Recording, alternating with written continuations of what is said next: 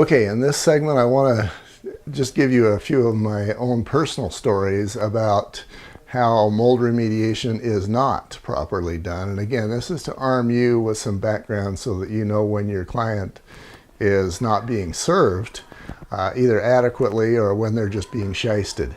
So the idea here is that, I outlined a 6-step process for including the HEPA treatment, the negative air, drying things out, etc.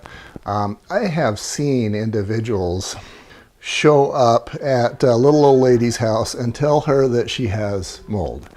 And after they scare her sufficiently for her to be willing to pay their massive bill, then they're going to say they've got this magic spray that will make her mold go away.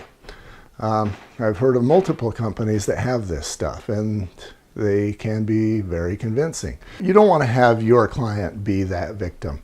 So basically, if these guys have a magic spray that they're just going to wander around and spray some here and spray some there, and they're not using any tarp, they're not covering anything, they're not protecting anything.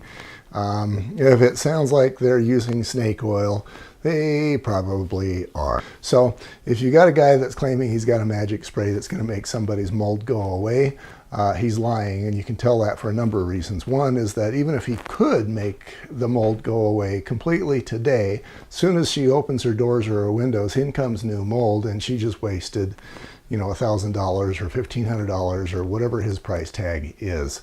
Similarly, sometimes these guys have been known to go into places like crawl spaces or basements, and they will see where there's maybe a black spot. And I think even a kindergartner could identify the difference between a char mark and a mold spot, because char looks like char. The only similarity is that they're both black. But these guys don't seem to have that ability. And I have a couple of stories where they will see those char marks, tell somebody they have mold, and then suggest themselves as the repairer of that mold, the killer of that mold. And then, of course, they have their outlandish bill, $1,000 at least for 5 minutes worth of work plus 15 minutes worth of swindling somebody. So those are the sorts of conditions where you're going to want to guide your client towards running. Obviously, magic sprays are less expensive than a full remediation, but if it needs to be done at all, the magic spray isn't going to work.